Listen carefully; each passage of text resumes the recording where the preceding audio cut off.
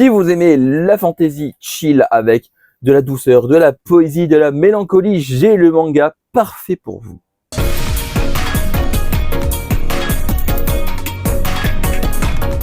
Graouh les gens, vous allez bien, c'est les Goshi. Et les Goshi, on se retrouve aujourd'hui pour la présentation d'un manga que je viens tout juste de finir juste avant cette vidéo. Et il fallait vraiment que je vous en parle. Il s'agit de La Sorcière des âmes. C'est un manga de Shon Makise. C'est un manga qui est proposé chez nous au prix de 7,99 €, sorti chez Komiku. Il y a actuellement un seul tome sur 3 paru en France, puisque c'est un manga fini en 3 volumes. Avant de parler du pourquoi j'ai voulu vous en parler relativement vite, parce que je rappelle, je viens juste de le finir et je voulais absolument faire une vidéo là, maintenant, tout de suite. De quoi ça parle? La Sorcière des âmes. 20 ans auparavant, les démons ont envahi les terres des hommes, des nains et autres créatures. Aujourd'hui, un large fleuve situé au pied d'un pic sacré sépare les deux royaumes. Haru, une batelière capable de faire bouger son embarcation grâce à la magie, gagne sa vie en transportant ses passagers d'un point à un autre du fleuve. Dans ses yeux se reflètent les montagnes lointaines, la surface de l'eau qui ondule paisiblement et le lourd fardeau de ses regrets. La Sorcière des âmes est un manga qui fait du bien à lire. C'est de la fantaisie très chill, très douce, avec une histoire très travaillée. Et je vais d'abord parler d'ailleurs de l'univers, parce que c'est vraiment ce qui m'a captivé d'entrée de jeu. L'univers de La Sorcière des âmes a vraiment ce côté poétique, ce côté doux.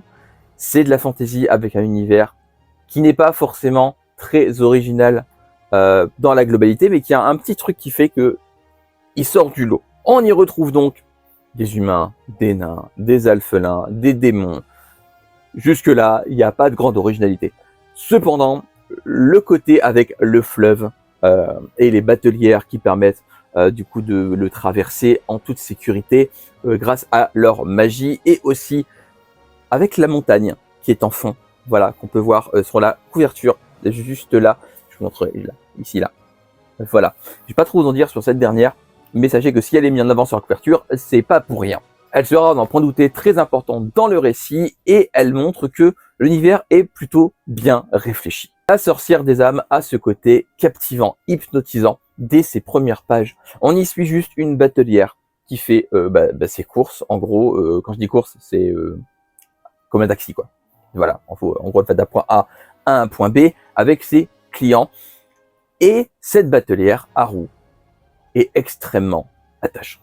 Haru, c'est une personne profondément gentille, profondément douce. Vous l'aurez remarqué, la douceur, c'est un peu le thème de La Sorcière des âmes. Haru a ce petit truc qui fait que dès qu'on la voit, on a envie que tout le bonheur du monde lui arrive. Elle est tellement touchante. Elle a vraiment ce petit côté personnage qu'on a envie de voir évoluer, de voir ce qui lui est arrivé par le passé, parce que, vous vous en doutez, c'est un monde de fantaisie, il n'y est pas arrivé que des bonnes choses à Haru. Et dans le synopsis, on parle de regret. C'est vraiment quelque chose qui est également très mis en avant par le récit à partir d'un certain point. Haru a ce passé qui la hante. Je vous en dirai pas plus, bien évidemment, mais on n'est pas là juste devant un manga avec une batelière qui fait des trajets de A à B.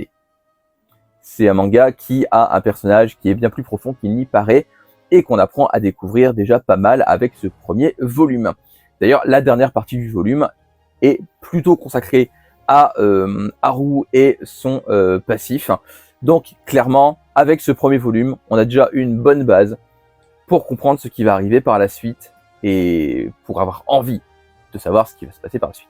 Il y a bien évidemment d'autres personnages qui gravitent autour de Haru, ses clients, tout d'abord, que l'on voit subtilement et qu'on revoit de temps en temps, et également ses collègues, parce que c'est pas la seule batelière sur la rivière, notamment Toa, T-O-A, voilà, qui est une de ses collègues qui va revenir régulièrement dans le récit et qui est tout aussi attachante que Haru, dans le sens où Toa tient beaucoup à cette dernière, Haru tient beaucoup à Toa, et ils ont une relation vraiment assez proche. C'est bien plus que des collègues et ça se ressent. La Sorcière des âmes propose également des petites phases qui changent de la douceur habituelle du titre. Ces moments sont bien chorégraphiés, bien mis en scène. J'ai pas grand chose à reprocher de toute manière en termes de mise en scène à La Sorcière des âmes. Et c'est pareil en ce qui concerne le rythme. Alors oui, c'est lent. On va être honnête, c'est excessivement lent. Mais c'est le but. La Sorcière des âmes est un manga chill, lent, mais qui est agréable. Vraiment très agréable à lire. Ça se lit vraiment tout seul, c'est fluide, on se laisse glisser le long des pages, comme Haru se laisse glisser le long de la rivière. C'est un manga qui vraiment fait un bien fou à lire et à découvrir. Je pense qu'en termes de fantasy assez chill, ça me rappelle un peu les Chroniques de la guerre de l'audace. Ouais, vous allez avoir un autre titre, hein, mais non, je vais pas dire celui-là. Dans le sens où, malgré le côté doux du récit, on sent qu'il y a toujours les démons qui sont là. C'est dit relativement vite dans le volume 1. Les démons sont toujours là. Les démons continuent à ravager le pays d'une manière ou d'une autre. Et en fait, on ressent vraiment que derrière le côté très agréable de la vie de Haru, il y a d'autres endroits de ce pays où la ville est beaucoup moins. On découvrira donc ce côté du pays. On découvrira également dans ce tome 1 une grande ville. Voilà, pour montrer qu'il y a également de la vie et de la joie malgré tout ce qui s'y passe. En fait, La Sorcière des âmes, c'est un monde qui est bien réfléchi.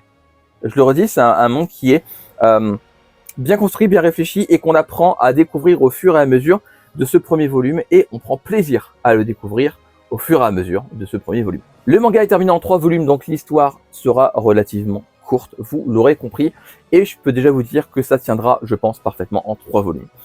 Il n'y aura pas besoin de plus. Je pense qu'on aura tout ce qu'on a envie de savoir. Toutes les révélations seront faites. Il n'y a pas besoin d'avoir des 1000 et des 100 de tomes pour La Sorcière des âmes. Et ça se ressent dès ce premier volume. 3 tomes, c'est parfait. Je pense que ça tiendra parfaitement en 3 volumes. Je n'ai pas encore parlé des dessins. Mais avant de parler des dessins, on va parler du design. Parce que oui, les dessins c'est bien. Mais le design c'est bien aussi. C'est sublime. Soit les tenues des personnages, les bateaux en eux-mêmes, le monde, la montagne en fond est sublime. Elle est magnifique. Vraiment, le design du monde est une extrême réussite. J'adore le monde de La Sorcière des âmes. C'est sublime.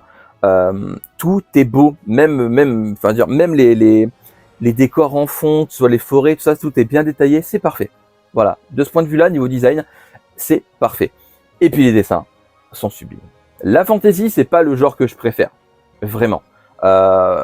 Et pourtant, j'ai réussi à rentrer facilement dedans parce que les dessins y aident beaucoup.